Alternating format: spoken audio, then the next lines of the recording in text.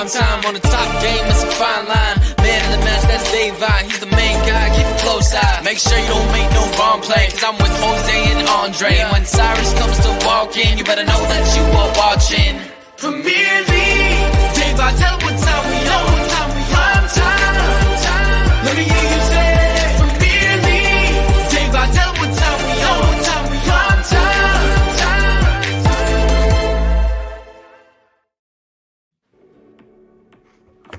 Hello and welcome to Premier League Primetime Season 5, Episode 5. And before we start, we have a very, very, very special guest, a brand new part of the PLPC family, a part of the crew. We just have to give, firstly, a big welcome to my guy, USMANE. Bro, how are you doing? How are you doing, my friend? I'm good. I mean, I'm still a little crappy because, I was in Europe, so I'm back in the States, and trust me, it's not where you want to be right now, but it is what it is. Oh, bro, listen, I know the feeling. I know that feeling. As soon as you land in JFK, you're like, bro, really? What the hell am I doing here? Like, went to Harlem the next day, seen a crackhead get hit by a car. I was like, bro, like, I definitely know I'm back in New York City. But it is what it is, though. No, fair point. It is what it is. And of course, as always, we're joined by the other three. Jose, Cyrus, and Andre. Is it even worth me asking? Maybe. Okay, you don't know. Fine. May as well. How are y'all doing?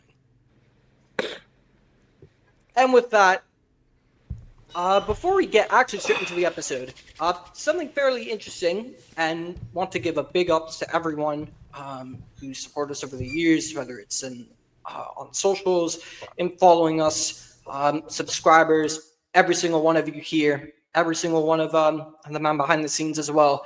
An email was brought to my our admin manager, and he brought the news that we are number 14 and amongst the top 35 best European football podcasts in the world, according to FeedSpot. So big up, everyone. Big up PLPT every single time. We continue to grow. So just want to say big ups to everyone for that. And with that, now we can get straight into the episode. Taking it from the top as per usual. Where else but Arsenal? A team that seemed that just without Saka struggles for goals. But they've been getting some goals recently. Cyrus, of course, to throw it over to you, is looking at this team and how poor they are in front of goal. And the rumored 60 million bid for Ollie Watkins and all that. Like I've said a couple times, this is a show that we should really look back to what should have been done in the summer transfer window for Arsenal. Yeah, probably. I love Ollie Watkins. I think he's a great player, but 60 million, he's almost 30 years old. I don't know if it's completely worth it. Also, it was just kind of like a random bid. Aston Villa would never give him up, especially with Duran leaving. But yeah, it does show that, Dave. We should have got a striker. Now Gabriel Jesus, who was starting to come on a little bit of form, is out probably for a year. I don't even know if he'll play for us again. And, I do feel a little bad for Havertz. I do think that he does get goals sometimes, but he just misses too many opportunities. I don't think he's a striker. I think he's a good player to have in our squad, but I think that's really about it. We definitely need a striker. I don't know who. I don't really know if we're gonna sign anyone this winter. I guess we're just gonna have to deal with it. In the summer, though, we are gonna have to sign the likes of Isak, someone that's class, because that's what we need. I think that our team is pretty good except for the striker part. Maybe get another winger because Sterling is But yeah, I mean, look, despite us not having a striker, we had a poor result against, you guys and Newcastle, but that was in the cup. I think, we beat Wolves despite, being sent off. By the way, how's that a red card? We beat Girona. We're doing well in the Champions League. we beat Tottenham. So, we should have beat Aston Villa. That was, I thought we still played well that game. It was just, poor defensive errors. But, I think that's all the reason we tied Aston Villa is we didn't have Saliba. But yeah, I think it's not time to panic at all. I think this season, really our main focus should be honestly Champions League, because I don't think we're gonna. I mean, while that's a long shot, I don't think we're going to catch Liverpool. But we just have to keep winning games. We can't drop any points right now because Liverpool are in such great form. Even though they've kind of dropped a couple of points recently, so I think that's maybe a positive sign. But I don't know, we'll see. No, I think most of that's fair to say.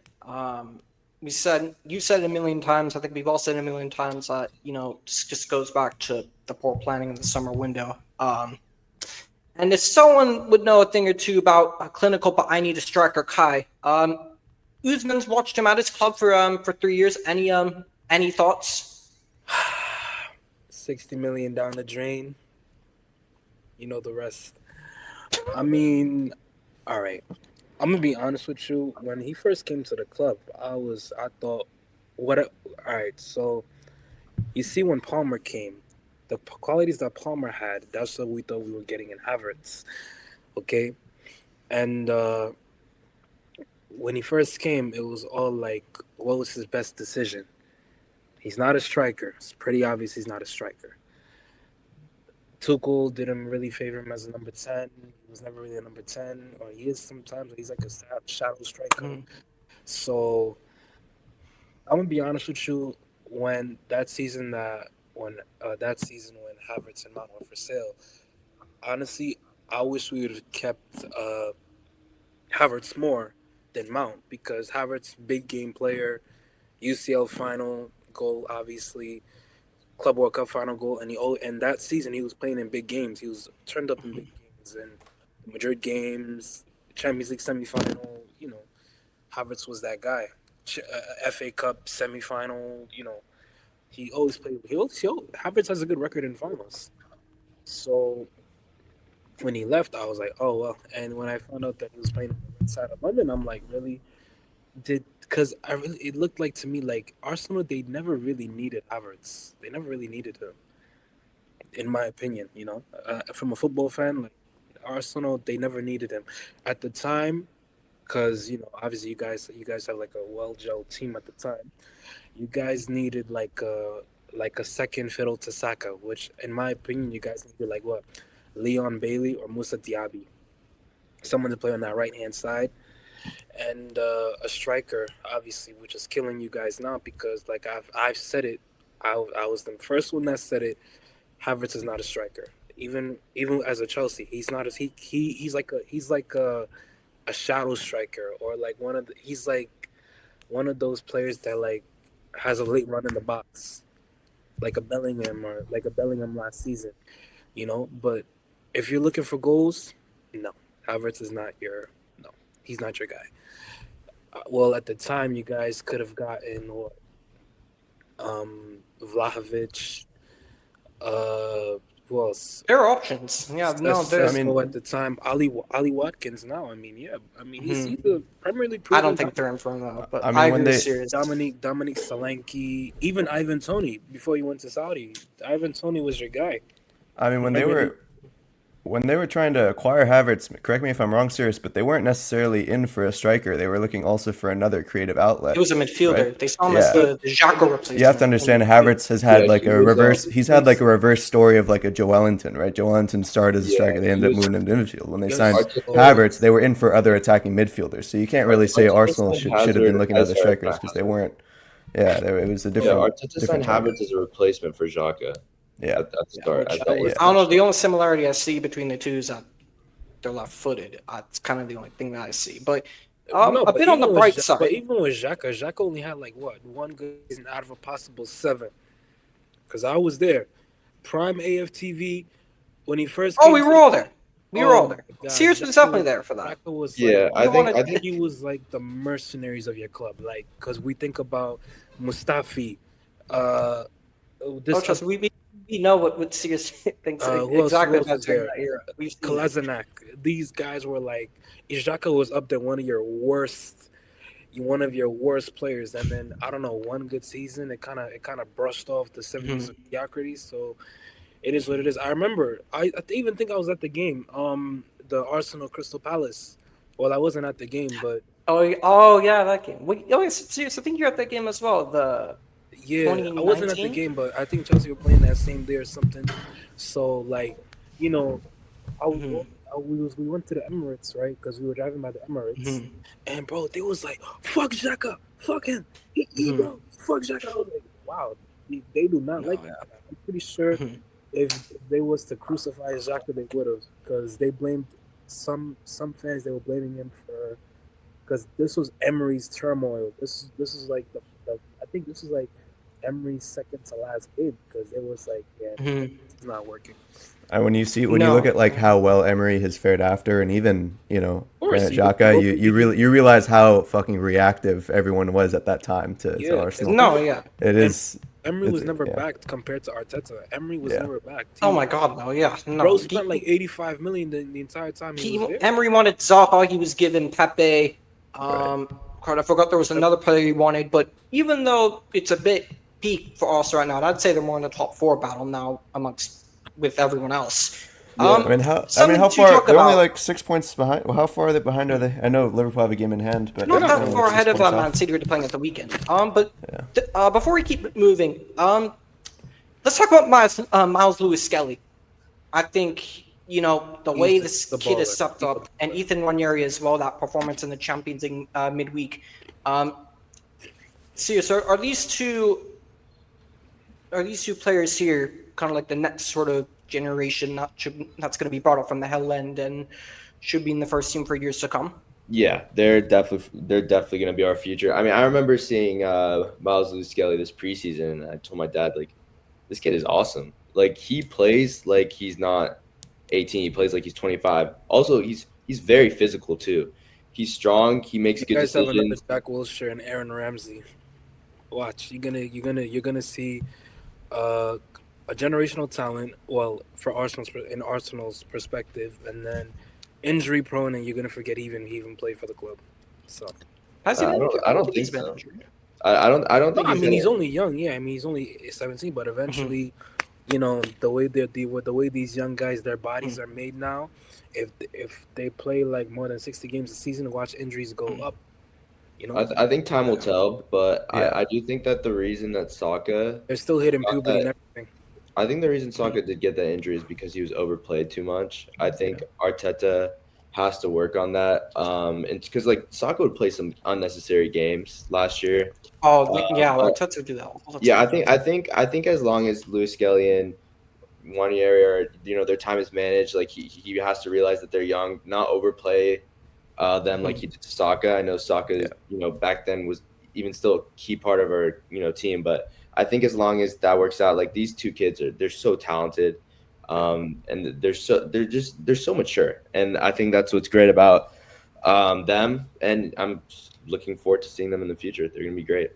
Yeah, I think he fits in with the team really well. Like you said, Sirius. Yeah, he's already. I know you made the point, Usman, about his whatever. He's still developing his body, but yeah, he's already pretty physical. I think his mentality seems to fit in right. I mean, I mean it in the most respectful way. Whereas like he was already in the North London derby. He was shithousery. It was good. It was fun to see. It's like he had the same. He matched Arsenal's cunt level in the good way. Like it reminded me sort of like a Ben White. Like it was good. So I'm actually, even as a rival, I'm kind of excited to see him gel in with this team. And I think they have the reinforcements to cover him well to manage his development properly. I think Arteta has learned. I look at sorry to cut you off. I look at Arsenal this season, and a part of me is like, from a football fan perspective, they should have never really sold ESR. No, yeah. And to keep things moving into the next section, right? Aston Villa. I think there's only one place to start. John Duran, who's been balling out for Aston Villa this season, has just gone to Saudi. He's gone to Al Nassr in this quite astonishing deal that happened in only a couple of days. It felt like minutes. 48 hours. Joe, if you're here, I know Joe's gone, but Joe, what are your thoughts on the whole Duran to leaving Aston Villa, the Ollie Watkins 60 million bid from Arsenal? Just your thoughts on that. Yeah, I'm disappointed. I would like to see him play in Europe. I mean, I understand footballers, they have families to take care of and they want to get more money, which it makes sense to me. I understand. I just from someone who loves football and knows that European football is by far the best, would have liked to see him play at the highest level. But, I understand the decision. Do you think Villa will be able to replace him or carry on? Yeah, I think because they're going to have money now. I think they'll be fine. I think Ollie Watkins is coming into form right now. He's been fantastic for them the past few seasons. I think that he can continue to be fantastic for them. So I don't think that they're going to have any problems. I think they're going to be completely fine.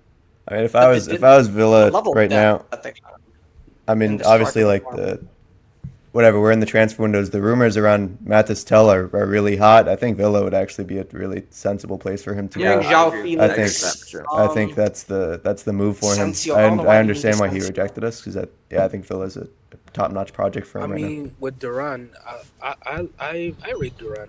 He's a very good player. He has a killer left foot, South American left foot, physicality. Boom, go for goal. Obviously, in this case, I mean, even in the group chat yesterday, they criticized him. He's leaving here at a young age. Keep in mind, this guy is only 20. He's 21.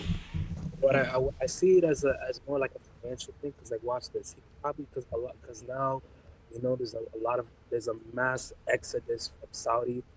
Many players that came 2023. They're starting to leave. They're leaving Saudi and they're going to other European teams. Mm-hmm. So, the Gabri Vega example, the young Spanish midfielder who went to I forgot which side it was, but a bunch of top teams wanted him, but he went for 2 seasons. I don't know if he's still there now, but he's definitely going to go back. But I just wonder how Villa's going to replace him going forward because of course you have Ollie Watkins, you have Morgan Rogers, but you don't have any other strikers other than that. Do you think Villa need to go? Before we move into the next section, do you think if they don't sign a striker, do you think this could be to Villa's detriment? Who's that Bournemouth striker they need?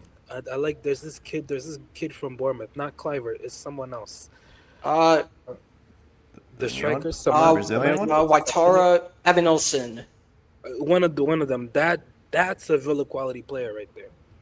Quick transition, strong. He can play second fiddle to Watkins or one can play Premier League. Can play Morgan Rogers one can play UCL games. Yeah, he's been so good. And speaking of Bournemouth, let's move into Bournemouth. This team just continues to just be on smoke.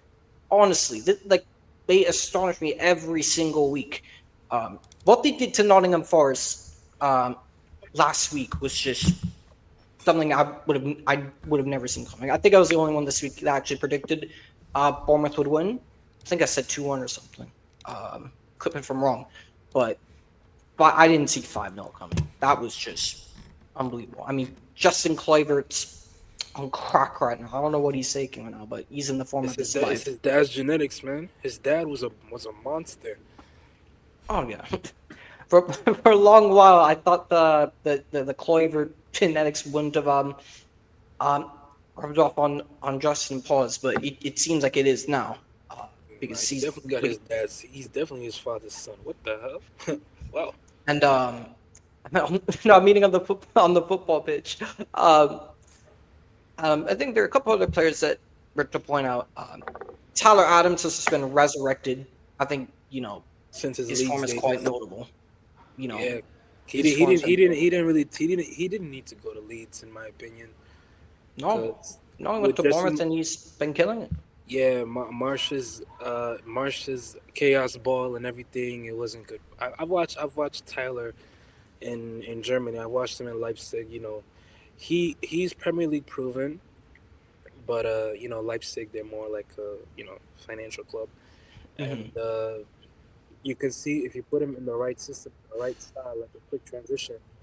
Because I look at Bournemouth, right, and they remind me a little bit like Leipzig, with that first like 2 years.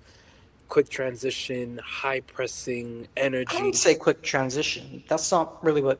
I don't think that's Bournemouth, just in my no, opinion. sometimes they do, but Occasionally, but and Iriola's possession on the ball sort of manager. in some games, but Possession based. Yeah, sometimes. That manager as well. Yeah. You said it loads of times. He deserves lots of credit. And looking at Bournemouth now, lads, they're in seventh. They're 1 point off of top four. If we're giving Bournemouth a new expectation for the season, what should be the new target for them? I'm going to throw this out to every single one of you. What do you guys think? I would just say, maintaining their current place, Europa League would do. Seventh is or UCL. Or seventh is Conference League. Yeah, Europa League, Europa League or Conference League. Yeah, I agree. As long as they qualify for Europe, honestly, whether it's the three, I'm pretty sure they would have to be in Europa League, Because I think they could get Europa League. Wait, I very well think they could do it. Yeah, they would. For Champions League, it's fifth place, right? Fifth place is also Champions Not necessarily. Not every time. There's only four in the Champions League from England this year. Wait, last year, but last year was 5. No, it was for last season. It depends. I don't know what it depends on, but it depends on something. It was Newcastle. It's a variety of factors. I City think and fifth went to Arsenal. Germany last year. Yeah, it's the league's coefficient, I believe.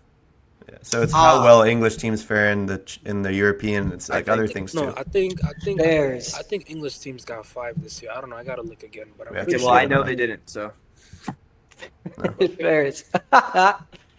But when I also look at Bournemouth's spine. That Housing kid, aka Mr. Chill Guy. That kid for what 13 mil he was brought in for? One of the steals of the summer. I think he has a release clause that's active starting this summer. Don't be surprised if he leaves. Sabrani as well. Milos Kirkej, we spoke about a number of times already. This Bournemouth team just has such a good spine and recruitment. And you only have Richard Hughes partially responsible now at Liverpool now. The board of directors, the scouting, the player recruitment stuff, all of them it's down to them. And they've done a brilliant job. I remember when Bournemouth was like relegation battlers or mid-table, and it's like, wow, it's like it shows what, I wouldn't say what money can do, but with the proper recruitment, because I feel like after COVID, it was like there was like a big shift. I'll call it like a shift or like a domino effect. Everybody getting bought by someone, and then they come in and build this like long term. If you was to tell me like 5 years ago, or like not even 4 or 5 years ago, teams that we see in mid-table or that are competing for Europe, I'm like, oh, these are the guys that were expected to go down that season, the following season. The Aston Villas, the Fulhams, the Brightons, the Bournemouths, but now they're like top 5. And I'm like, oh, this is no, it's crazy. No, it's absolutely mad when you imagine telling me in 2020 that Bournemouth and Brighton and Aston Villa will be playing European football. I'm gonna just look at you like, nah, you're bullshitting right now. I think the idea of the top 6 is definitely fading away. But I do want to say one lot to close out Bournemouth. Right now, everyone, who finishes higher, Nottingham Forest or Bournemouth? I think, you know what? I think Nottingham Forest. Yeah. Bournemouth. I don't know. That's a tough one. Because it all depends. Because I think with the games that they should be winning, I feel like Bournemouth is, I think, slightly better in that department, because I feel like there are times where they're games where we think Forest is going to win without a doubt, and then they fumble. Like the Southampton one, didn't they only just win like 3-2 or 2-1 or something like that? I mean, late wins against Southampton. I mean, I can't really say anything really because we done the same thing. But as far as I can remember, but I don't know. So Usman, you said Bournemouth to finish higher? Bournemouth, they can finish 4th because they have a good record against the Big 6. I don't think they'll get Champions League though. No, they'll get Europa League. I mean, I think they could definitely get Europa League. Those Europa League spots are well and truly up for grabs. They better hope Brighton United get knocked out. They better hope and pray. If they don't, then or no other team wins FA Cup, because I know FA Cup you go straight to Europa League. Oh yeah, FA Cup. and yeah, that's why you men are playing Conference League this season. I almost forgot. Moving into Brentford. Of course, the two main players that we're always going to mention, Westham and Mbeumo, who both have been strongly linked with moves away from the club. Just this is a rather quick session. I mean, and even looking at that, I mean, it's been okay. 2 wins, 2 losses, 2 draws. One draw.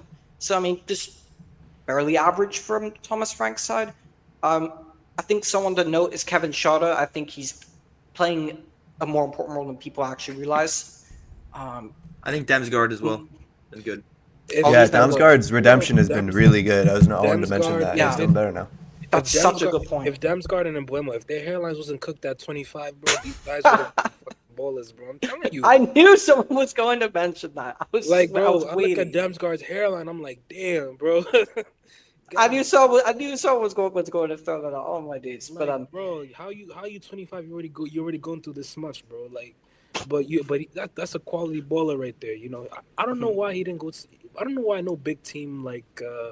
Their team's in form, which is why I throw out the question: Do you lads think that Mbeumo and Visser stay or go this window? No, they're gonna stay this window. They're staying This window, they'll stay. Maybe in the summer, one of them goes, one of them stays. Maybe. Yeah. Look, it's January 31st, so it's like any chance. There's still a couple days. No, there's still a couple days of the window. It closes February 3rd, I think. Closed on Monday, I think. I thought it. Yeah, it's a bit different. Yeah, no, it's a bit different.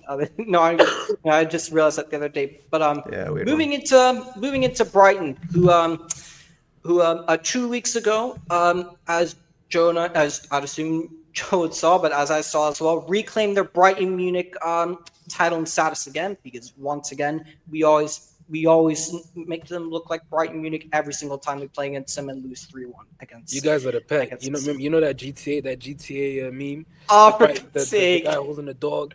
That's Brighton and that's United. Hoyland and all those other guys. He got less about that guy the better. But Brighton have been fairly interesting because like Danny Welbeck, who's like on fire in the beginning of the season, that's just the goals haven't really gone down. João Pedro's been hit and miss. I'd probably say Jorginho Ruter's probably been the best they've got right now. No, Mitoma's been better. Meaning the strikers in like the striking department, but Sure. No, yeah, you're absolutely right. Mitoma and Simon Odingra, both of them have been very, very good for this side.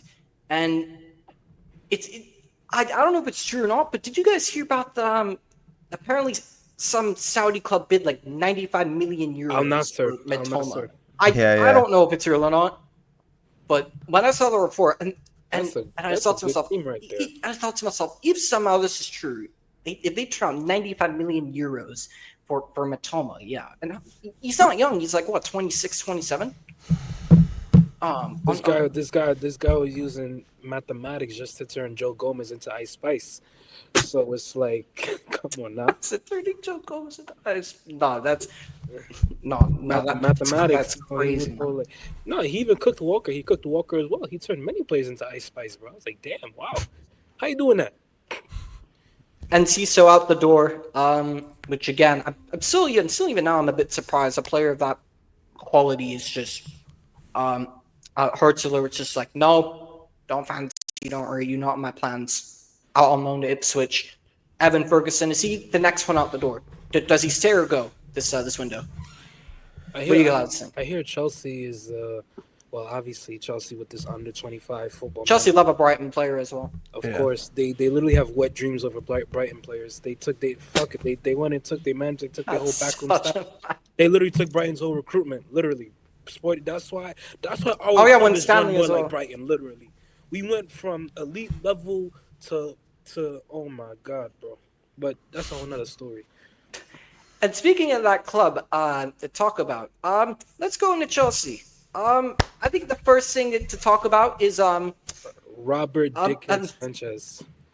I knew this guy was finished, bro. Your boy Maresca. His hairline, bro. for the sake of time, we're not gonna go too much. But if you see me last Sunday, City hasn't won in over 14 games, and yet Enzo Maresca definitely fucked that game up, keeping Robert Sanchez on the side, this inverting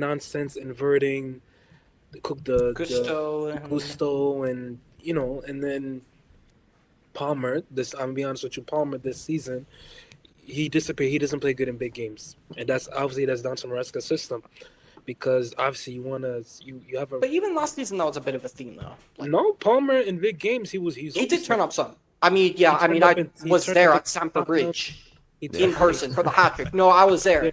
No, that was so painful. I was there for that. He turned up against City. He was turning up. Even the first leg against Arsenal, he turned up. Big games, Palmer, he was something else. But this season is like, okay, he wins goals, he wins penalties in games and everything, but it's like, where's that intensity? But I feel like that's all down to Maresca's system, because you went from a quick transition, fast flowing, attacking under Pochettino to Maresca's Pep-esque wannabe. I think Maresca has gotten more and better out of I've seen a better Cole Palmer this season than I've seen last season. I think the way Maresca plays actually suits the footballer that Cole Palmer is. No, I mean, yeah, he's an on-the-ball player. Like I say about Kobe Mano all the time. Kobe and Cole Palmer are very similar in the sense that they're on-the-ball players. They like to get on the ball. They don't like to be the players to do the running, to do the donkey work. That's not their game. They like to get on the ball. Good intricate passing and all that. Obviously, Cole Palmer has a way better range of many players than Kobe does. Many players like Lavia, Enzo, those guys. The only problem with us is it's the attack. Because you cannot tell me you have Felix, Neto, Sancho, Jackson, and Nkunku. Yeah, those two don't even play. Felix and Nkunku. We have the second or the first. I think we have the best attacking side in the league. Do we not, or no? In regards to depth, you have a very good side in regards to depth. Jackson's looking like his old self again. Which I'm sure Joe's buzzing about. He's looking like his old self again. If my biggest thing, if Maresca doesn't get Champions League football, then there's no point of keeping him, because I understand they sacked Poch for the same reason. They didn't sack Poch. They didn't sack Pochettino for not finishing. They just sacked him because Poch was like, this, you're not going nowhere with this under 25 situation. You're not going to get anywhere, because literally with Chelsea, you're signing all these project players, and obviously they're basically playing Football Manager. When I say Football Manager, it's like on Football Manager where it's like you have players that have 5-star potential but are actually rated at 2 stars. That's how Chelsea football is right now. All these unknown kids from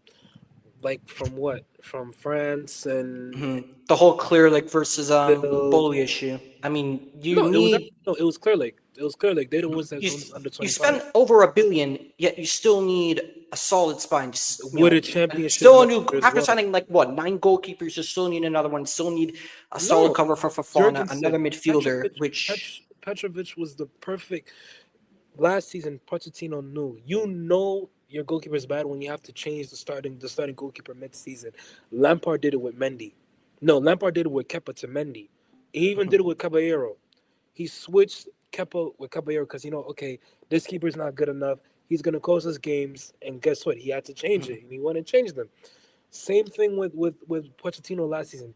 He knew that what's his guy's name? That Robert Sanchez, with his errors and his mistakes, you're gonna cost us big games, and he did. There were games that he did. He costed us last season and this season as well. He costed us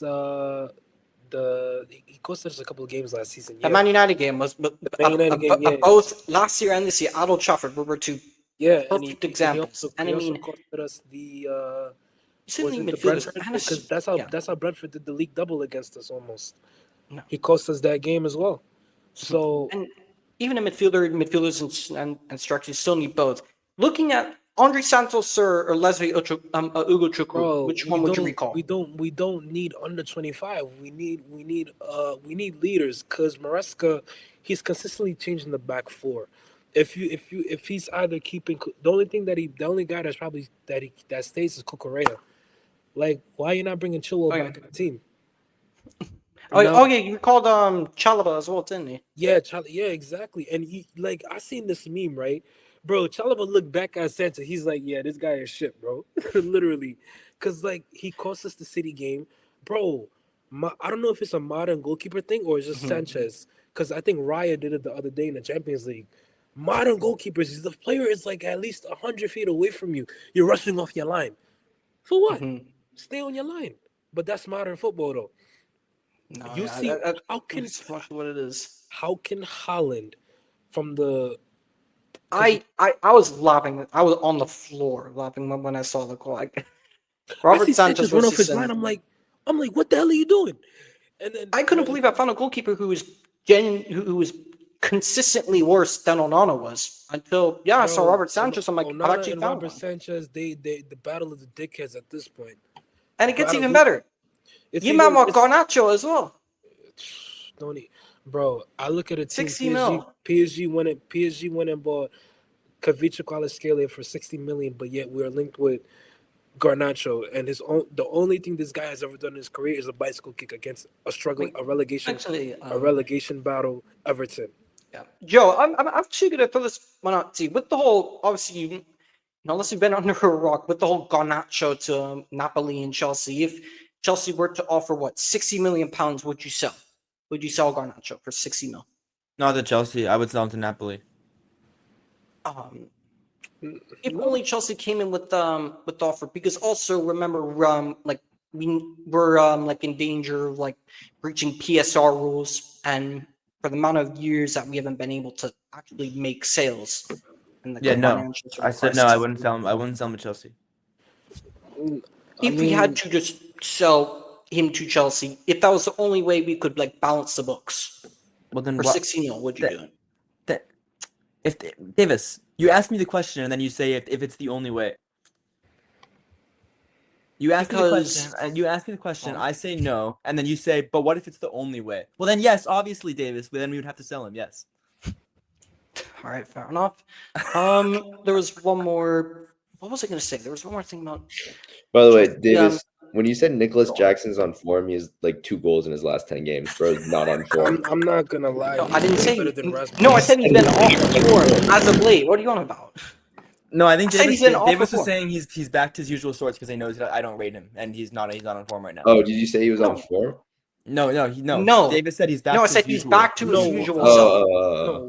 Which is valid. Yeah. No, with Jackson at least. We're not even on United yet.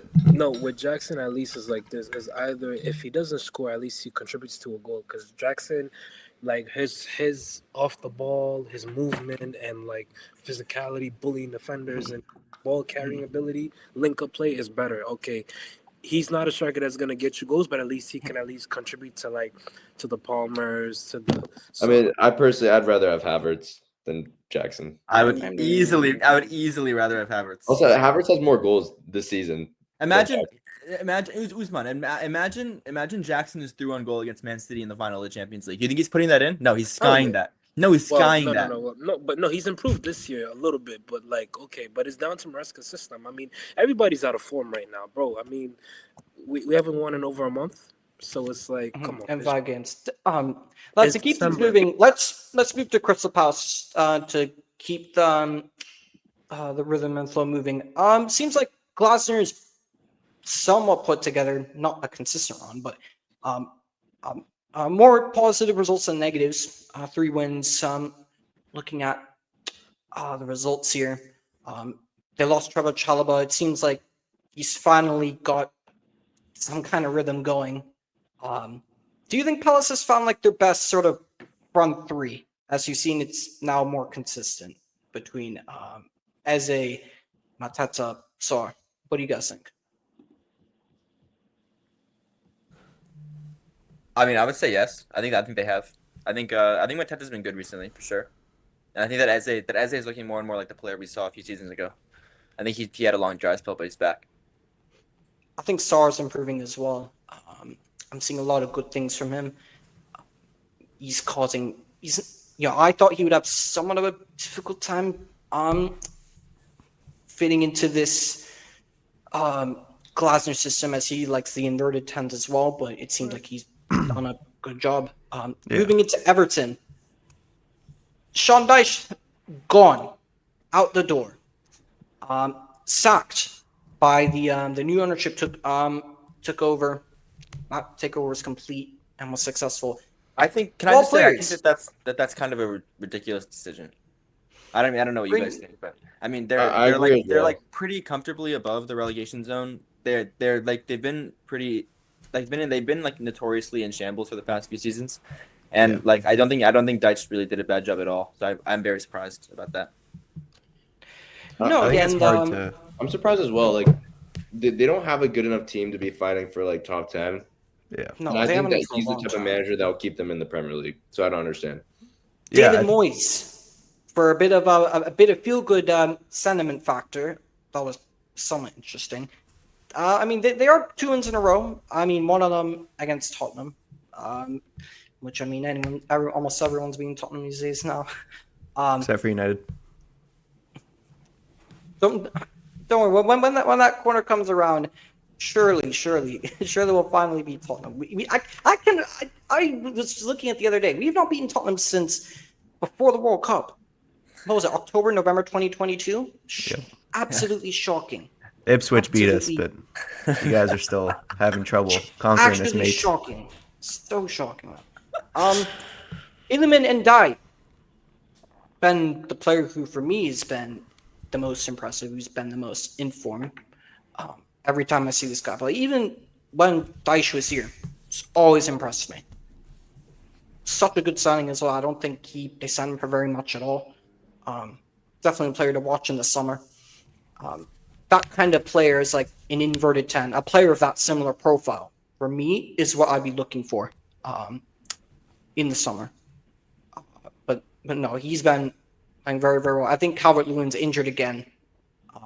I heard Mark Ogden the other day on some like ESPN podcast saying like, oh, Man United should look to get a Calvert-Lewin because they need a striker and all that. And I thought to myself, I just said 2 names: Mason Mount, Luke Shaw. Enough said. We don't need another injury-prone player who's better off the pitch than he is on it. So, and we already have Rashford for that. So, yeah. Moving into Fulham.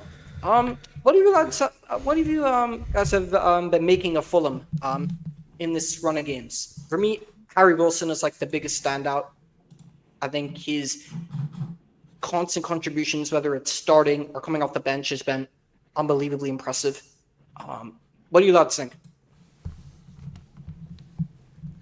Yeah, I mean, they've been struggling. They're usually a team when we reviewed them that usually has 1 win, 1 draw, 1 loss. Like they're usually pretty up and down. I think they're in kind of a down period right now, but I would be surprised if they stay in it. I think that they'll recover. I think they were unlucky to lose to us, to be honest, with that deflected goal. No, it was a pretty shocking game overall. So I think they'll be fine, but they're in a bit of a rut right now.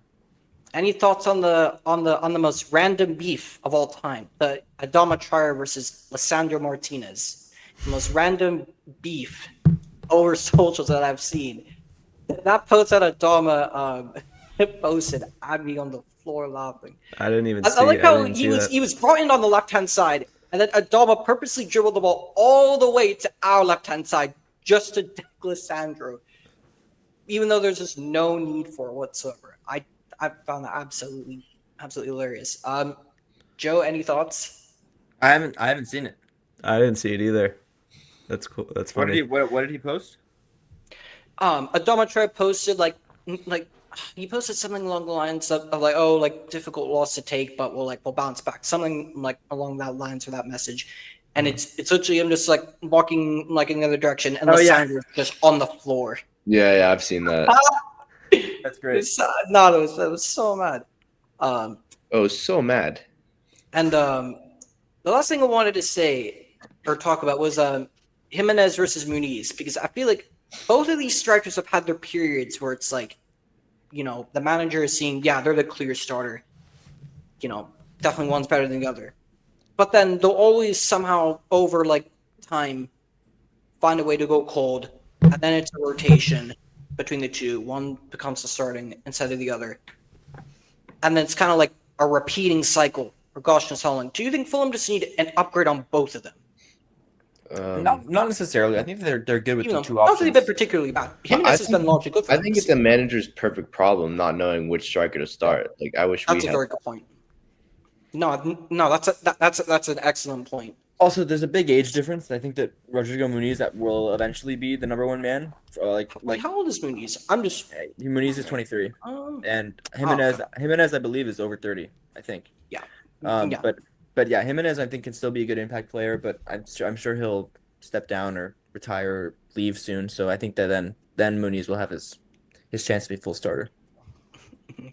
And just a quick update. Usman just dropped in the chat that he used to go to campus for something. Big up Usman every single time. Brilliant debut so far.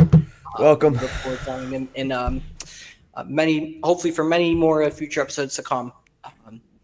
But moving into Ipswich, there are two things apart from Liam Delap, because this kid's incredible. I've said it a million times. Man United's looking for a striker in the summer. Let's talk about Gyökeres and all that.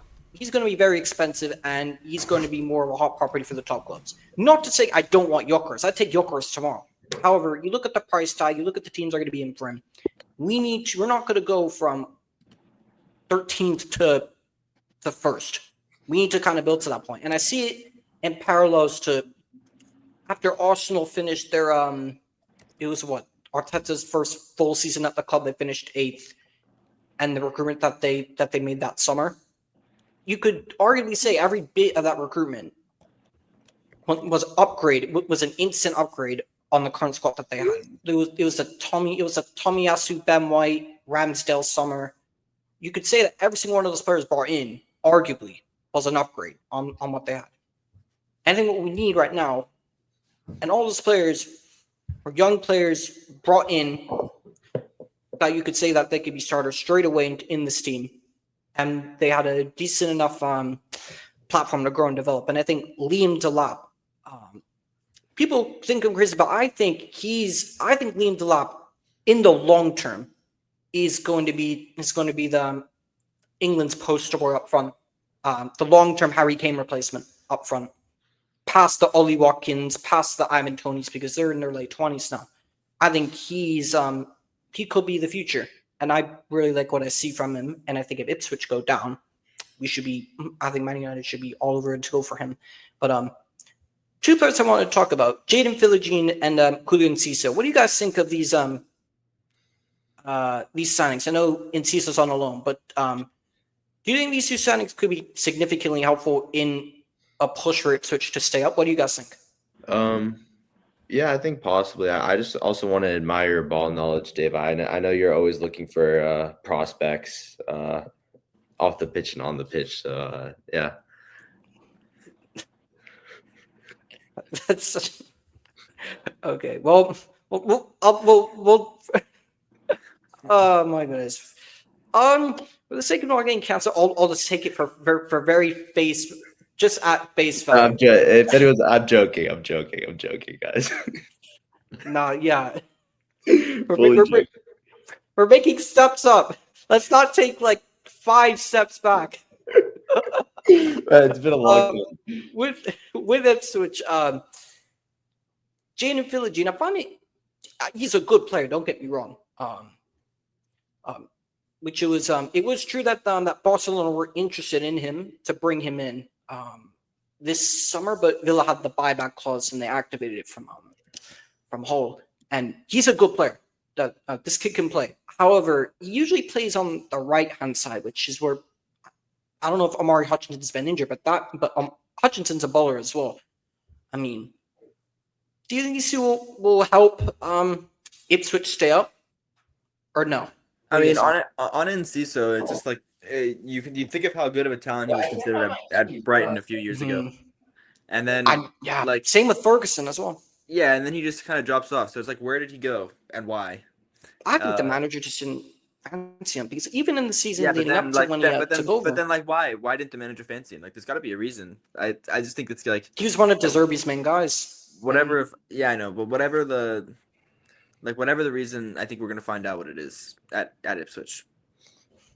No, I agree. I did just letting you guys know that I will be back. I'm actually driving, so I'm going to switch to my phone. Fair. So BRB. All right, fair enough. Moving into Leicester. It's been a bit. It's been a bit difficult for my legend, my guy Rude. It's been a bit difficult for him. He actually had a good start. He initially had a good start. They still beat Spurs, but yeah. Yeah, but that's but like most clubs are beating Tottenham these days, apart from us, which it's not a flex to beat a 15th place side. That's what I'm saying. PLPT ranked 14th on that list. They're ranked higher than Tottenham. That's crazy. No, that's such a. We're ranked higher in. But the thing is, like you ranked 15th, but you still lost to a side that is below you in the table. It's true. It's true. But you know, with Leicester, I know it's they're definitely going to go down. I don't think Ruud's gonna do enough to keep them up, but I think there are things that he has done. The whole Facundo Buonanotte feud. That there's a whole incident between him and Ruud van Nistelrooy. A whole row and argument. The Italian defender, I think his name's Okoli or something like that. He had there's some rumors of another feud with Ruud about, I think, just like the color of the boots that he was wearing or something as stupid as that. And he put in a transfer request and he got dropped from the squad or something like that. Again, these could all be rumors, but there's just apparently some levels of disharmony in the squad. Do you think Ruud survives? Or do you think Leicester do the Watford sort of strategy and they just say, no, you're gone? I don't know. I mean, I could see them sacking him, especially if they go down. I could see them sacking him.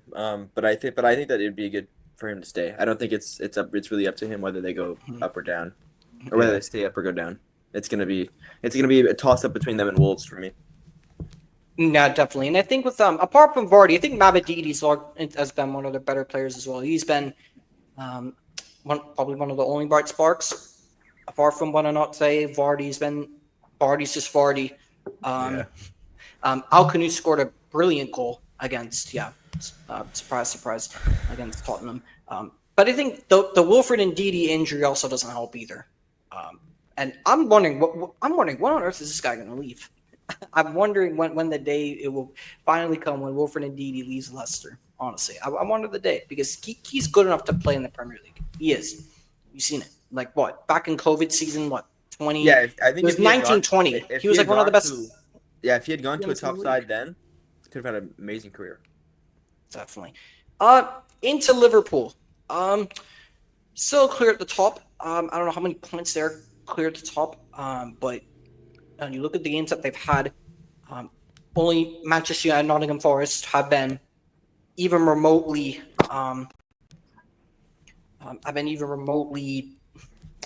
been able to falter them a bit. But I think the one glaring area I think that has been something I think needs to be talked about, left back. Andy Robertson. Or is there a need to have uncomfortable conversations about Andy Robertson now? Is he finished? I don't know if I can answer that. I don't know if I've watched enough Liverpool to answer that question. I haven't noticed particular defensive issues for them really, but I mean, I don't know. You might know more than I do. I think he's still good enough to be at the club, but maybe if Arne Slot's obviously didn't do much in the last window. So maybe in that summer it would. Huh? What is it? He did nothing except for Chiesa, and Chiesa's actually been playing a bit more. He's actually been contributing as of lately. So yeah, I guess big up Chiesa a bit. Yeah, Mo Salah's still moving freakishly as he's been the whole season. Of course, he got this goal against Man United. How typical! And as Usman referenced the Franklin GTA meme. If there's anything that resembles that meme, it's Mo Salah Man United, if anything at all. Yeah, that was a great reference. That was it. What's wrong with you? Sorry, that was Arias being stupid. I apologize. No, I think if I'm Arne Slot in Liverpool, I think I'd probably keep Robertson around. going forward just for his presence in the locker room. But I think as a starter, I'm personally just not a big fan of Tsimikas. I think I'd probably upgrade on him, get a starting left back, and have Robertson back up and still be a leader in the dressing room. I think he's decent going forward. I think defensively, yeah, I agree. Yeah, I think Tsimikas defensively is not great. I think going forward, he's all right. Again, I think another one of those. He's a mid-table level player for me. He was he brought in by I think it was Klopp signing. Robertson was Klopp. He was at Hull before Klopp came in. No, the DOF, who's in charge of the whole director's thing? I'm not sure. Henry? How come you don't think? No. How come you don't think of his name? It's not Richard Hughes. But he was there under Klopp, and then he recently returned to head the whole rebuild. At Liverpool. There was. I just make your point. I don't know. Well, we can look it up. This is a name. This is a name that you would. Michael Edwards. This is a name that you would know. Yeah, like why do you know Michael that name? Edwards? I have no idea who that is. No. Yeah, he was one of the. Yeah, Michael Edwards was the one who said when Klopp wanted to go to him, Brandt, he said no, I'll get you Salah and Mane. He brought in Firmino. He brought in the likes of Robertson, Van Dijk, Alisson. He was the one who brought in that whole core as well. Ronaldo as well. So having him around, he has a history of B signings. He was with the Luis Diaz signing as well. Then before we move on to Man City, Cody Gakpo, I think, is someone who is massively stepped up and Luis Diaz has gone down in my sort of recent rankings, and Gakpo's gone up.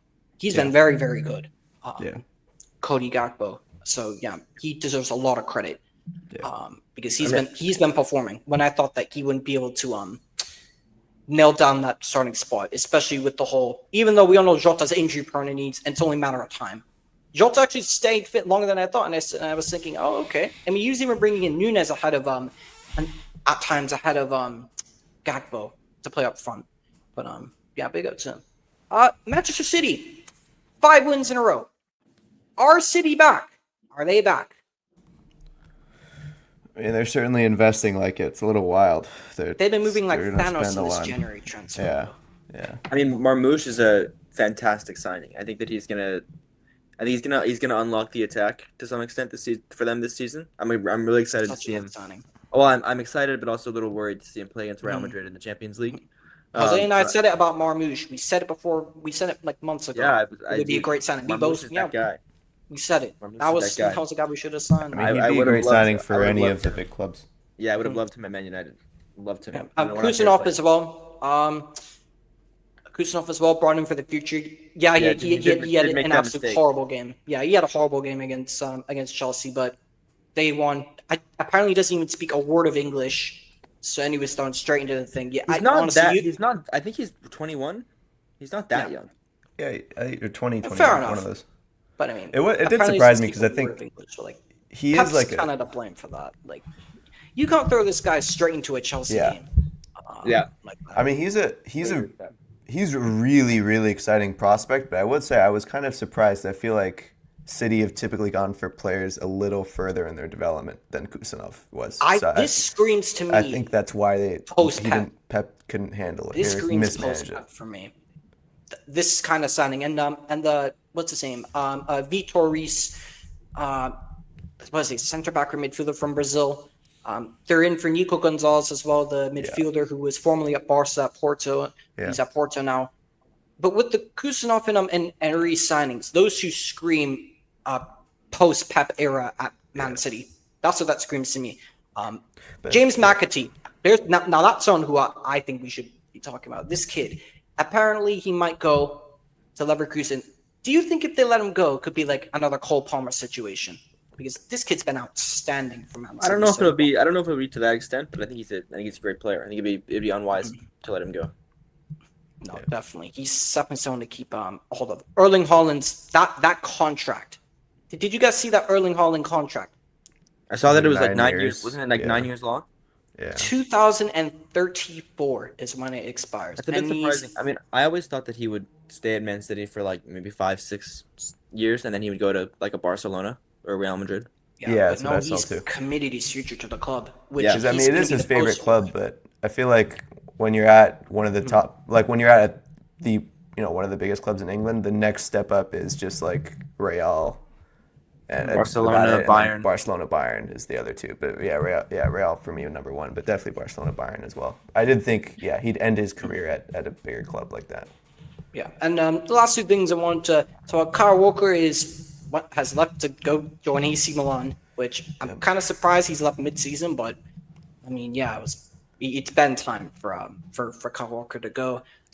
Foden's has somehow found a bit of a form. He's in a bit of a purple patch somehow, and the player who I've been absolutely raving about, Savinho, he's been balling out. This kid is again. He's another one who I see and put in the same category as brought in for the post Pep era for Man City. I think this kid's going to go on and do very, very, very good things, despite their awful woes at the back. John Stones, his legs are gone. I said it during the Euros when we were releasing videos for the Euros. I said it then. His legs are gone. Ruben Diaz is probably the only one that you could maybe say you could continue to rely on week in, week out. Akanji, injury prone. Ake, injury prone. I'm a big fan of Ake, but injury prone as well. Vardiol as well. He's looked at as more as a left back. But Man City are still looking at another midfielder. And Cambiasso of Juve are right back. So, they're definitely trying to rectify what they've done wrong. But moving to the red half of Manchester, and I'm actually more upbeat than I guess negative. Because the things that both you and I know aren't good, we already know what those things are. I think the first thing to start is I'll throw out the question: do you think Amorim's now gotten the hang of it more, in the sense that now he's really starting to see what players can do it for him, whether it's in his system, or what players are good enough, what players he can work with, and what players that it's just clear that he cannot work with at all and that need to go? I think he's getting the sense of where players play their best football. I think that we saw Kabi at that left-hand role, which I was happy about. I know you were happy about. I know we're seeing Bruno a little bit deeper, which I'm happy about. We're seeing Ahmad playing more, obviously, which I'm happy about. New contract as well. Yeah. That brand new 5-year deal. That honestly, if there's the one thing I could be purely happy and excited about, it's that. Yeah, and I mean on the Garnacho sale, I know that's going to be a point of discussion.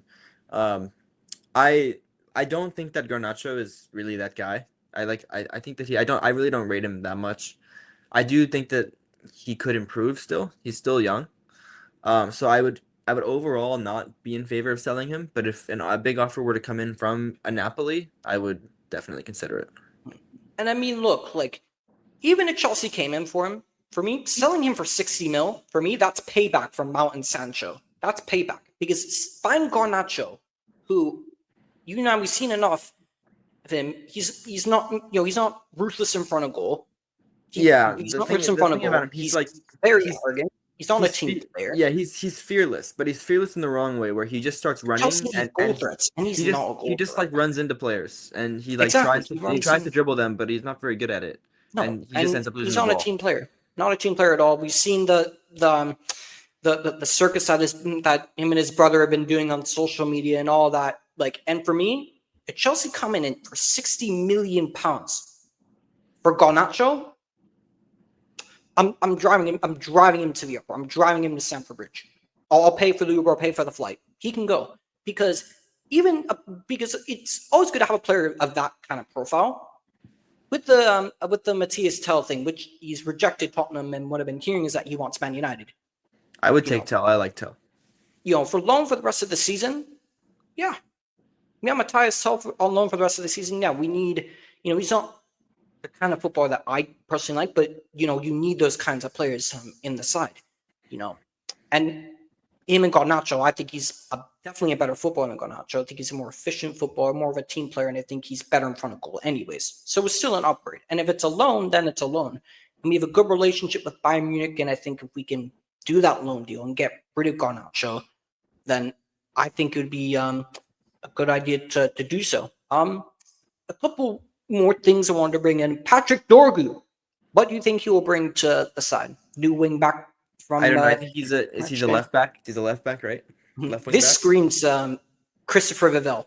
Screams Christopher Vivell. And you know what I love about the signing? We could have done the Kirkhead or the Ait Nori, but no, we've gone for the gem. We've gone for like sort of the hidden gem, the hidden talent. We haven't gone for the obvious. It reminds me of when we were linked with Moises Caicedo a few years ago, actually. I absolutely sign it. love the signing. And we paid what? I think a total of like 20 million pounds plus add-ons or something like that for like 25 million pounds or something like that. Again, cheap. We can make the money back easily. So that I don't think that's an issue at all. And two of the things I wanted to revisit. Do you think the Haaland and Xerxes comparison needs to be revisited? Now seeing just Haaland in a run of games under the manager and seeing how Xerxes has been able to perform. Does it need to be sort of is it clear as to not going forward, because we need to strike the span to both of them. It's not a question. But if you're to work with one of them, I'm choose Rasmus Haaland. Yeah, I'm still taking Haaland, yeah. Fair. I mean, man like Grossmus, he spends more time on the actual Gross than he actually does trying to receive the ball, which I don't think is the best. But I think the manager's playing him because I think he's kind of letting the player kind of hang himself to dry. I think that could be the only reason as to why he's been playing, because Xerxes has been playing like in the more important games. So just something that I had taken note of. And lastly, the Marcus Rashford situation, this whole shambles of a situation. Does he end up staying? Does he end up going?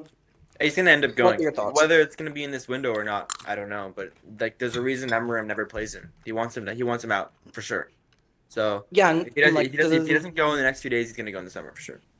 Yeah, and not on the level that it was like Ten Hag and Sancho, but because he hasn't been banished. From training, which I think at this point, if you were banished, I'd genuinely understand, because it's not like he's bringing anything. He's just causing issues. He's literally just causing issues. Which there's just no point. The attitude's has been poor in training. So, and he's not. And I also like how the manager's standing firm in the sense that, but he's not doing it blindly without reason, because we can see his style of play and all that. And I like how he's sticking to the system, and the system shows the players who are technically good enough can play, but those who can't, we're seeing the deficiencies, and I think the manager's doing a very good job at that. I think there's no way Rashford is still here. The only way I see him still here is because of the wages. That's it for me. Moving into Newcastle. Wait, last thing, just why just because I know Joe's leaving soon. Why do you guys think Diallo has fared just so much better than your other attackers? Like, is it just because he's that much better player? Like, why is he excelling so much further? It's just why? Freak of nature. I think it's his technical ability for me is what it is. I think it's his dribbling ability, his technical ability. It's a great finisher. He's one of the only technical footballers that we had left. Ten Hag was going to do him like he done Sancho. He was going to do him the exact same way. I don't know about that, but yeah. Because if you saw, the only reason why he was playing Ahmad was because there's literally no other, there's only no possible way that you could drop him. But then the moment we lost the game, or the Brighton game, we lose, he gets dropped for a long period of time. Then he goes back to the Rashford and Garnacho and Haaland front three. And then we don't see Ahmad for a long time. And then we saw the whole thing, the Fenerbahce thing. The Mazraoui in the 10 was beyond bewildering. And then I forgot who it was, but Antony was brought on ahead of him. And Ten Hag had said that Antony performs better in training than Ahmad, and we need to accommodate that. And then Antony got injured. And I just remember just seeing his face as Brood wrapped an arm around him because he knew he was fuming. And I'm seeing what was this? Like Rene giving him and like Ten Hag's coaching staff giving him like instructions, and Ahmad just looked seething on the touchline. And I'm thinking, I don't blame you. I don't blame him. Wait, are we? Go on, but no, this player is special, man, and he's going to be the face of them. I think him and Colby are going to be the face of this rebuild under this manager, hopefully. But moving into Newcastle, Joe, you said you have to head out. 4 minutes. Let's go through it. Looking at Newcastle, I think there's only one place to start with Isak. Is he the most informed striker in the world right now? In the league, maybe. Yeah. Is there a more informed striker in Europe than Alexander I would Isak? say in the league. I think Mbappe. Yeah, Mbappe is probably doing better than he is. Gyökeres too. For out-and-out number 9s. Cristiano Ronaldo as well. Oh, come on, man. I said in Europe. He actually but he got nominated for he's in the team of the year. He's the 12th man. Wow. Wait, actually. In FIFA. Oh, typical EA bullshit, man. Honestly, but Isak's been on fire, man. Honestly, he's very good. He's very good. Top. He's not going anywhere. He's not going anywhere. Honestly, I mean, I'm so excited to see what maybe Sweden can do just with this attack they have. I mean, it's exciting. Isak, Gyökeres, and Lindelof at the back as well. Oh my word! No, I'm so happy. It's the last 6 months. So happy. How many seasons of PLPT? Since episode 1. Season 1, episode 1. How long have I had to put up with talking about this guy? I cannot wait till the summer till he finally goes. Honestly, this guy, man. Seriously, Victor Lindelof he winds me up, man. Honestly, I cannot stand that guy. Thank goodness he's going, man. At the end of the season. Waste of space, honestly. Few things I wanted to also bring up. Boltman's back from training. He's back from that long-term injury that he sustained. Fabian Scherthen's injured now. Dan Burn's still somehow balling out for Newcastle now. Anthony Gordon. Do you think what Isak's doing is kind of overshadowing what Gordon's contributing to Newcastle? Because what Isak's contributing, Gordon's definitely not contributing to the same level. And do you think what Isak's doing is kind of overshadowing Anthony Gordon right now? No, because Isak makes what Gordon does work. That's still bringing success to the team. So I think anyone watching the game sees what Gordon's doing. Yes, Isak he's the star right now, but you can't overlook Gordon. For sure, I think they're helping each other out. Gordon's a quality player. No, he absolutely is. And for me, he's one of the few out-and-out wingers right now. Yeah, he's a real winger. The few out-and-out wingers, because most of the wingers that we talk about that are in the league, as you could say, that we hear about, they're not out-and-out wingers.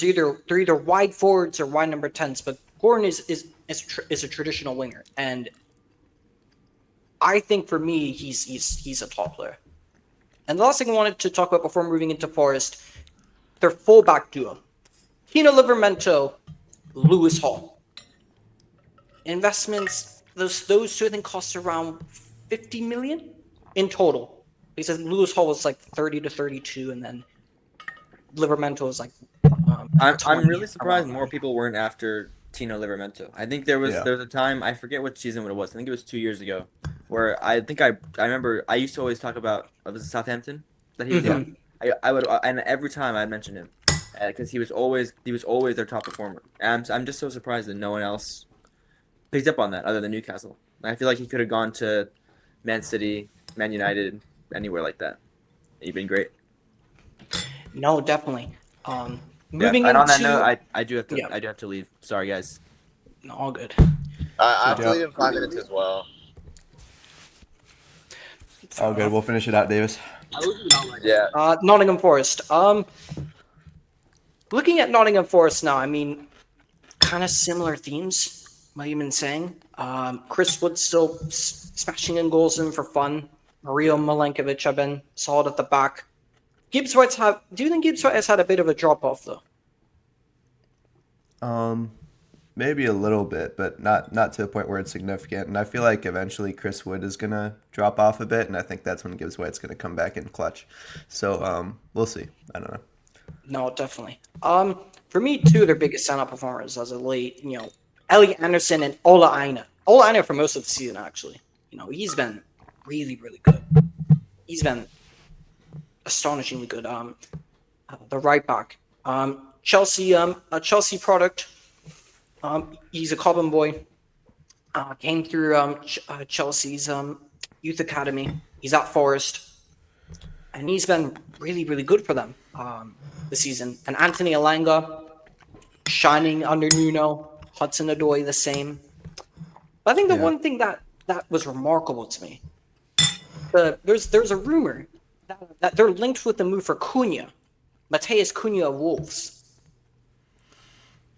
That would definitely be a huge statement for Forest if they pulled that off. If they sign Mateus Cunha, that would be probably one of the biggest statement signings I've seen in many years. Definitely. Signing. Let's ignore the Cunha possible transfer for a sec, but let's go back a few years. I think how well Nottingham Forest have fared, it kind of shows like how poor the recruiting has been at a team like Everton. I feel like a lot of the players at Forest now, if Everton, were run correctly, they probably could have attracted that kind of talent. So it's like it's weird for me to see Forest doing this well and Everton's doing where they are. Yeah, I agree. I think they're comparable clubs. Into Southampton. Looking at Ivan Juric, who I don't know if I mentioned last episode. Yeah, he was like the Roma manager for like 2 months. Got sacked, and he's at Southampton now somehow. The only notable player that I can actually think of other than Tyler Dibling is Onwuachu, a player who I had not seen for God knows how long. Is just now a regular starter, just nothing special whatsoever. He's gone to like a back three. He's something more the 5 at the back kind of player. There's no question that Tyler Dibling's out the door in the summer. I've been seeing more Tottenham links to him. We are linked closely. Piss off. That's our player. It would make sense. It would make sense. With Southampton. On Southampton. Sorry to cut you off. Okay. I'll throw this out to both of you. Do you think Southampton are going to finish with a worse points total, and with like a worse goal difference than that legendary Derby County side did? I think they finished with 6 points, and that record-breaking Sheffield United side of last season. I think Huddersfield Town is there too, right? It's like one of the poorest. I think they. Yeah. But do you think Southampton will be that bad? I don't know what their points tally is right now, but you're looking at 1 win all season. Tyler. Yeah. I think it might be 6. I'm not sure. Points. But yeah, one win the entire season is just mad, and that was a 1-0 win. And then Tyler Dibling, and what is he, 18, has been their best performer, and he's injured. Tyler Dibling. Ramsdale has been hopeless, but he chose Southampton when he had other clubs to go to, so it's kind of on him. Kyle Walker-Peters has just been there in and about, which I don't know how he's left yet. I know you know a thing or two about Kyle Walker-Peters. Yeah, of course. Harwood Bellis is another one. Leslie Ugochukwu, who's actually been able to play under this manager, not under Russell Martin.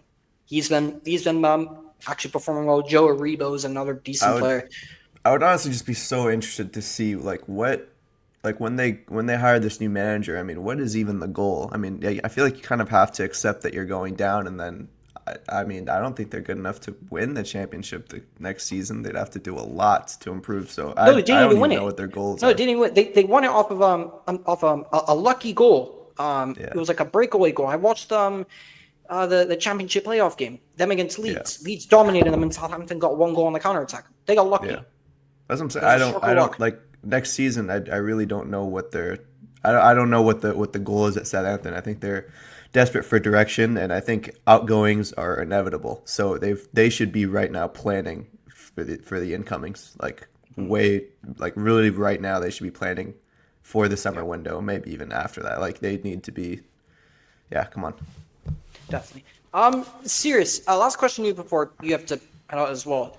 Do you think the Southampton team is going to end up finishing with a worse point tally and goal difference than that Derby County team, worse than that Sheffield United team? What do you think? No, I don't think so. I think it's going to be bad, but I don't think it'll be the worst. yeah, I wouldn't say so. Yeah, spot on. Fair enough. Next. All right, Andre. I don't know if this is going to be a cooking session or a therapy session. Up Okay, to but you. by the way, I have to go. But before I leave, North London is red. Okay, bye. go. Andre. Quickly, since it's the two of us, Yeah. it's not my fault that it's taking this long. No, I mean it's a busy time right now. I think any other day I wouldn't have been able to do this. So it was good timing for me. It's a busy time, so don't fault Sirius and Joe. And you know what? Tottenham. There's a lot to talk about. So I'm kind of glad I don't have to deal with the fucking rival fan bullshit telling me things that aren't true. So it's okay. I'm ready. Let's finish out the show. And it's just a busy time. So let's do it. No, 100%. And also don't blame Usman. Usman's a good lad. Good kid. We brought him in. He's gonna. I think he'll do great things for us as well. Like me, he has a very expansive mind, a detailed mind when it comes to football, and I rate that. So we go for great first impression. Big up to Usman every time. But welcome, Usman. Welcome. Well, I like Usman. And welcome to the USA also. Oof, New York. Let's see what happens. Come on. Tottenham Hotspur. Before we get into it, Andre, do you want me to make this more of a cooking session or a therapy session? It's up to you. I would like it to be analytical, but cooking, I'm ready for cooking. I think it's funny. It's okay. When you're 15th in the league, you have to expect it. But I mean, then again, it's just who we are, mate. It's who we are. 15th. Tottenham, shambolic. What is the limit for Ange Postecoglou this season? Yes, they've had comedically bad injuries.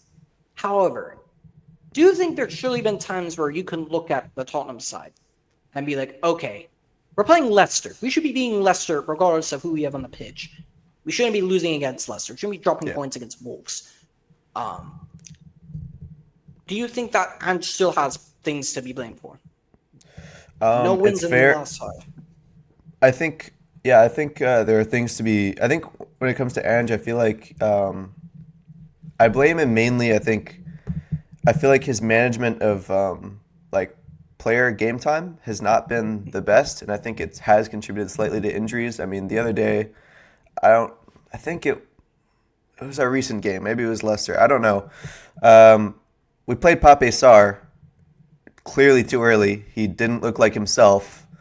And we played Pape Sarr. I think we ended up having to move him to left back, right? And this is Pape Sarr was not looking great. Not looking great. Did he get injured? Huh? Did he get injured? He was injured. Yes, sorry.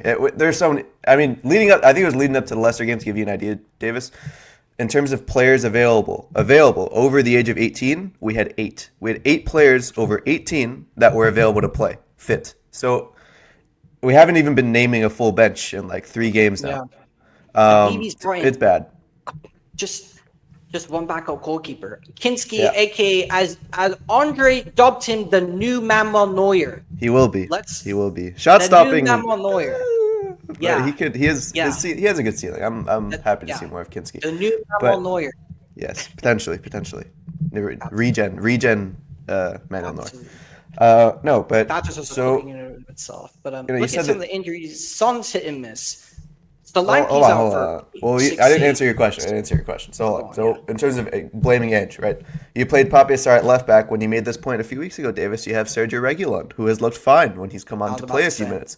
So when you have Sergio Reguilon sitting there, and Ange is going, I don't want this player, so I don't really want to play him. He's had to at times, but then it's like, okay, that kind of stubbornness has caused you to play an injured Pape Sarr and risk another injury. So I think that's where I blame Ange a little bit, but overall, I think the pressure on the board has never been higher than right now. That's what yes, especially if they don't bring any outfield players in. Yeah. And I saw the did you see the that banner? 60 managers. Did you see that? I think so. Yeah. I think it's. Yeah, this banner. I think it's 14 managers, 20 6 years and. It can't be all their fault or something along the lines of that. Yeah, and the banner was ordered to be ripped down, taken down, and confiscated and all that. which I mean, it's just like I think there's some. Levy has helped take this club to a different level. When Enig acquired the club, it was worth about, I think, not much over 80 million or 80 to 200 million, somewhere in that range, right? And now he's the taking club's the coach worth another level off the pitch. Yeah, now that's why now the club's worth 3 billion. So, and he's made some correct decisions that I've agreed with, but overall, you're looking at still he's the highest paid chairman. We're the ninth richest sports franchise in the entire globe, in the planet. We have some of the, I think, in terms of percentage of our revenue put towards wages, we're one of the lowest in the league. It's just like there are some really just questionably stingy decisions coming from this board. And so I mean, you could spend a lot of time talking about it, and I'm not too well versed on it. So let's move on to the pitch. But that's where it's like, yeah, you're looking at it. It just feels like it's very poor. But let's talk about the pitch. Nothing that we haven't seen before. Say the only things I'd consider bright lights at all. That you could say consistently for most of it. Archie Gray, Dan Kulusevski, and Lucas Bergvall at times. But he doesn't play often, but it's been like more. But he has been lately. Everything else has been shambolic. That's what I mean. It's just Udogi is looked like Italian Ben Davies. He's been injured. I don't even remember the last time Udogi played. Or Pedro Porro. I don't like a lot of the Pedro Porro slander. I mean, for me, I think he's been poor, man. He's not been good enough. He's not been the player. This is not the same Pedro Porro of last season, who we were discussing and putting in like right back, team of the season, conversations for right back for team of the season. That's not the same player that we're seeing now. I mean, look, he's also before. Like he is more of an attacking wing back, and before he had decent, I don't want to say decent, but actually very good defenders next to him, very good defensive players. Now he hasn't really had that, right? We have Archie Gray in center back. We've played two midfielders in center back at times, right? So now Dragason's injured too. Yeah, so now we're looking at Pedro Porro, who almost looks like the only natural defender in the four, and that's when you're like, okay, but he's not very good at defending. So now in terms of that, he's been called out, but in terms of the moments and games that have worked, it's been a lot from Pedro Porro's beautiful right foot, his beautiful balls that he's putting in. The win against whatever, I think it was both United and Liverpool. That ball to Solanke against you guys a lot. He's doing that, I mean, on a game-to-game basis. Yeah. So he's just like 4-3. Yeah, the 4-3. No, I'm not having it. The 4-3 is basically whose goalkeeper's worse on the day. Who can throw more? Who can throw more balls into their own net? That's more or less what that game is. Because the goals we conceded were absolutely comical. Yeah. Absolutely comical. Lissandro literally putting on a plate for Kulusevski in our own box. Yeah. I'll say that one. But anyway, the injuries thing I find very interesting because under Ten Hag, we would constantly be in injury crises and I look at the manager now, and he's managing minutes very well and properly. Yeah. Apart from the usual suspects, which surprise, we sign a new left back. Guess who's back in training the next day? Luke Shaw. Luke Shaw's back in training. Luke Shaw's back. So yeah, he's back, ready to stake his claim and his spot to the club, and then be out for another 9 months. I'm loving this Luke Shaw hatred from you, Davis. I don't see it too often. This is nice. No, the Luke Shaw agenda. Stand by the faith that I had in Luke Shaw for the first couple of seasons at PLPT 2020, because you showed it, but it wasn't really until last season. Last season, I really said, no, you're done out here. Genuinely, because at least 2 seasons ago he was all right. But anyways, all right, let's move on. So let's go to Tottenham. Sorry, we got stuff to talk about. I feel like we're not even doing enough. We've spent too much time. But let's do it. No. There's got to be more questions for Spurs right now. 15th in the league, Davis. 15th in the league, and I don't think this injury crisis is anything like we've seen. We should say transfer window. Matistel rejected us, but looks like what's his name's coming in. Intensity from Ange Postecoglou. Do you think it's just his natural sort of maximum intensity approach? Because Ten Hag was like maximum intensity in training every single day, regardless. Some players would be getting hurt in training, they'd be tired, they wouldn't be able to perform, and we'd have severely depleted squads, and it was kind of a similar place to us. But like players who didn't have like an injury record came to the club, and they were all of a sudden just injured all the time. Do you think it's maybe something similar to that, knowing Ange and the kind of personality that he is? Yes, but the board appointed Ange, and you also had the entire fan base going, we want our Tottenham back. I think at the end of the day, I think this is what Tottenham is, but I think you've got to, Ange's style, and I think you've got to... It wasn't this shambolic. Like, the Tottenham, like that most of the fan base say, we want our Tottenham back. I think of, what was it, like 2015 to 2019 Champions League final, Pochettino era. Yeah, Pochettino dealt with... Look, if you're going to play this... It wasn't as shambolic as this. He wasn't going, high line for life, mate, and leaving like one player at the back. No, but when Pochettino was sacked, that was the exact same kind of those were the exact same kind of headlines that were around, right? It was Pochettino's high pressuring at the time was very revolutionary in the Prem. His pressing was almost too much, right? He's known for high intensity training sessions. The US, they've already said they're throwing up at the whatever. So it's a lot. So Pochettino is known for having the most intense training sessions, top 3 in world football, maybe. Okay, so it's still the same thing. The fact is, the board appointed Ange, and backing him is actually going to mean having a well-rounded squad. Tottenham has always had, pretty much in my whole time as a fan, a pretty good starting 11, a competitive starting 11, and a shambolic bench. And that's exactly the case now. And even before coming into the season, I didn't think the injury crisis would be this bad. But I was going, I think we're stretched pretty thin. It's literally not good enough. So if you're going to back Ange, then you've got to just have decent other players. That's what it comes down to. I think you got to go Ange. I think the pressure on Edic is really, on Levy in particular, is the highest it's ever been. They've got to invest in the team. That's it. They've got to have players that can come in to replace the guys on the pitch. Let's play the high intensity. Let's not moan about minutes, because guess what? You're going to get injured, or you may, and you're gonna get your time. We're linked to Fikayo Tomori. I think it seems like it's going to happen. Yeah, it's looking very close. So that's a good signing. I think it makes sense. We're going for Matis Tell, but it was like our defensive targets are. That's not come out in the last few hours. Huh? That's not come out in the last few hours. Yeah. It still came out today. So I think we agreed. He's a Chelsea boy through and through. Yeah, that's why that's going to be the issue. I wouldn't be surprised if he rejected. We've already been rejected in Matis Tell, but we have agreed a fee with Milan for like 30 million. So let's see. Let's see. I have a good feeling about it. I'm hoping. Feeling like he could come in, but who knows? No, yeah, and but I feel like to a certain point, even with this squad of players, right? Mm-hmm. This squad on paper is not 15th. It's not 15th in the Premier League.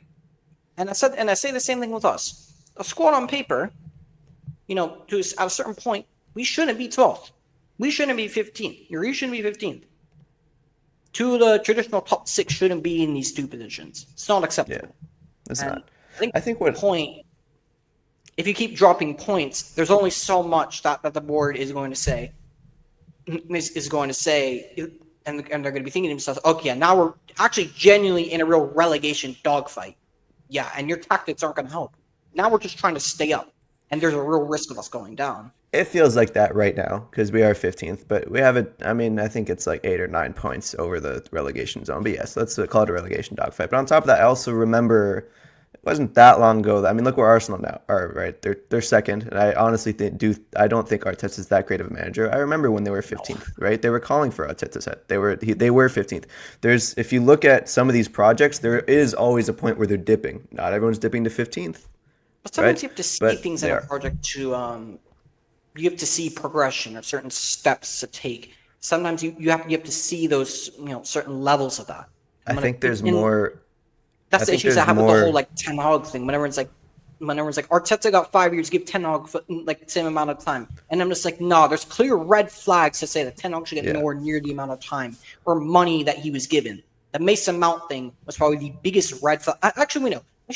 Anthony and the Casemiro things and the Højlund deals, those should have been red flags as well. But I wasn't elusive. It was like season 1 at Ten Hag, whatever. But it's anyways, true. Anything else? It's true, but I think that's the thing. Is there also with Ten Hag? I think if you look at, data analysis alone, that's enough for me to say there happened a ton of steps. If Tottenham sack Postecoglou, there's a manager out there. Yeah, it's not happening. It's not happening. No way. We would not appoint he's Ten out Hag. there. I'd be very upset. He might be available. No. He wins trophies. 2 trophies in 2 years. No. I would be very, very upset. That'd be the most. You know what? That'd be the most typical Tottenham appointment. No. He always won we trophies. steered clear. We steered clear of him. Daniel Levy, literally, I think Ten Hag interviewed Daniel Levy, and Daniel Levy said, "Yeah, no." So again, Daniel Levy can make the right decision sometimes. But the point is, I think eye test alone and statistical data, there is enough to say I think Ange has more going for him than Ten Hag ever did at United. Right? I mean, we were very close to Champions League last season. Very close. I'm lucky. I said it a million times. Ange Postecoglou is a far better coach and manager than Ten Hag is by a million miles. No, 100%. Yeah. So that's why it's gonna be time. Yeah. Last thing, and we'll move on. I wouldn't worry too much about the striking departments. You have some decent depth there. Apartments like you do have Richarlison, R9, as you famously call them.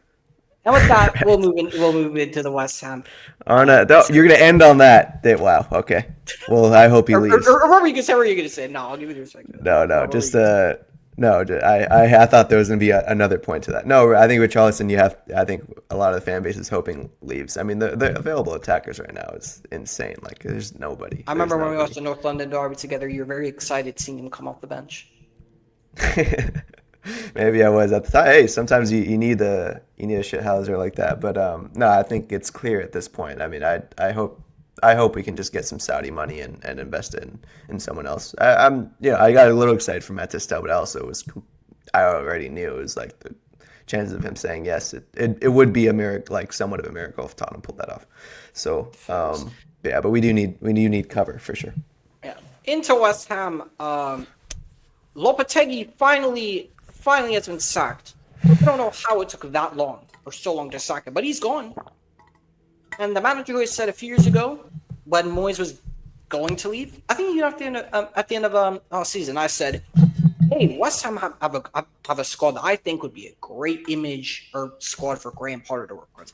Lo and behold, not only do they appoint Graham Potter, but they go get his guy, his director of football from Brighton, to replace Tim Steiden, who they appointed in the summer 2023, to be someone to look at or overlook player recruitment going forward. Who was the guy who brought in Dinger, he brought in Cucurella to Brighton, he brought in Caicedo to Brighton, he brought in the likes of Veltman, he brought in the likes of Mwepu, Bissouma. He brought in the likes of those players, which I think for West Ham, I think that's going to be very good.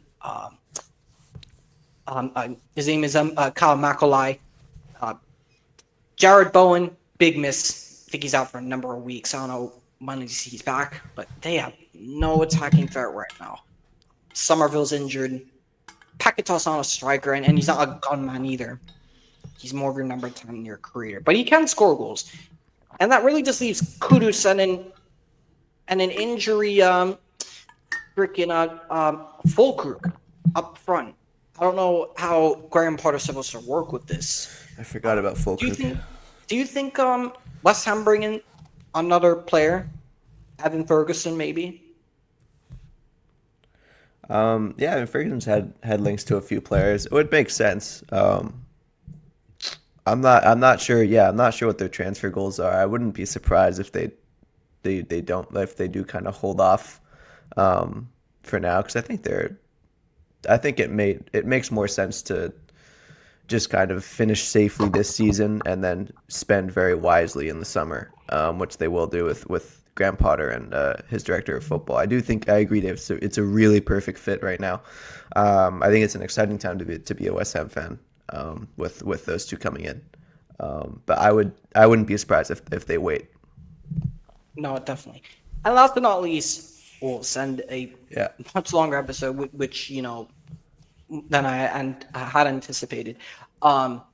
Wolves, Vitor Pereira in right now in the job. I think the main thing to talk about is the manager and Cunha feud right now. What are your thoughts on that before we end the show? Wait, repeat that. Sorry. The Mateus Cunha versus Vitor Pereira feud. There's been like a feud between the two, like a big fallout. No, there's been a big fallout between the two which was like, remember when everyone was saying, "Oh, Cunha's going to sign a new deal"? All the reports saying he was Yeah. going to sign a new deal, and then he didn't for a couple of weeks, and then the reports that came out and saying, "Oh, there's like a big feud," and then like That's funny. Yeah, which That's funny because they're both Portuguese, right? yeah. Is Cunha not? Yeah. I thought Cunha's Brazilian, but speak the same language. Yeah. Okay. But do you think Cunha goes in January, or do you think he goes in the summer? I think he goes in the summer. It would be anybody who signs Cunha right now would be a big statement signing for sure. Saying apparently 70 million, which up yours. I'm not paying 70 million for Cunha. Yeah. No, in real life. But that's just January prices for you. Do you think Cunha?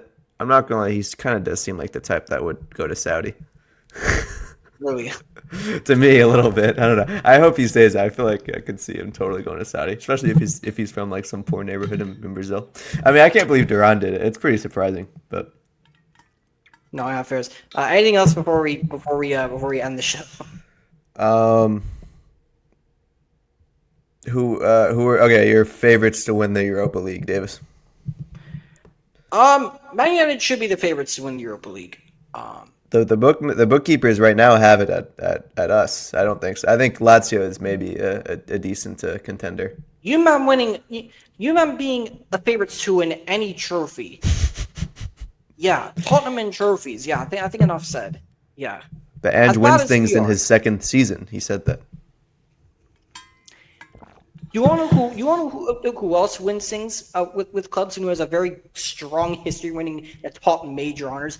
Jose Mourinho and Antonio Conte, and they couldn't win anything at Tottenham. If those who can't win anything at Tottenham, then what hope in hell does Ange Postecoglou have? None. He's special. Ange is He says he's a special one. He's the real special one, mate. He's the special mate. No. Maybe if you had Ten Hag. No way. I don't know. It's weird. The book. I think the bookkeepers have us favorite to win the Europa League, and also Ange is the favorite to be sacked right now. So it's a really, really weird time to be a Spurs fan. But I mean, if he's sacked, you already know what you're going to see for the rest of the season. Trophies. You already know who's coming for the rest of the season. Yep. Ryan Mason, baby. Imagine a third straight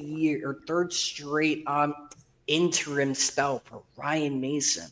It'd be crazy. Third straight interim spell for Ryan Mason. Crazy. Do you think he's going to stay at Tottenham forever? Mason? Yeah. I don't think so. No, I think he will. I think he will end up managing somewhere else. I mean, he tried for a job in the Eredivisie. I don't remember which one it was, but they didn't end up hiring him. But I think he will. I think he might go for like a championship job at some point, and then maybe come back. He could be on a similar trajectory to what's his name? I can't remember his name. Another former Kieran McKenna or something like that. Not McKenna. He's a former Spurs player, and he's also a manager. I can't remember who he's managing right now. Former Tottenham player he's managing right now. Yeah, I don't know. Forget it. It's fine. He's a good looking guy. He's got brown hair. Whatever, it doesn't matter. Don't sound like these Arsenal fans, man. Don't. Calafiori, he's got aura. He does Calafiori, have the aura. Odegaard. He has the aura. Odegaard, more hair flicks per game than goals since like April. Man. That's crazy. Anything else before we end the show? No, I think that's it. Just Tottenham to win the Europa League. Come on. Yeah, absolutely. And Liverpool. We're gonna beat Liverpool on the 6th. Come on. With Archie Gray at center back. Archie Gray at center back. Well, there you have it. We have reached the end of season 5, episode 5. We hope you enjoyed everything that you've seen so far. We hope you enjoyed Ousmane's first cameo. We very much enjoyed having him on. And we will see you in the next installment of PLPT. Yeah, that's it. Take care.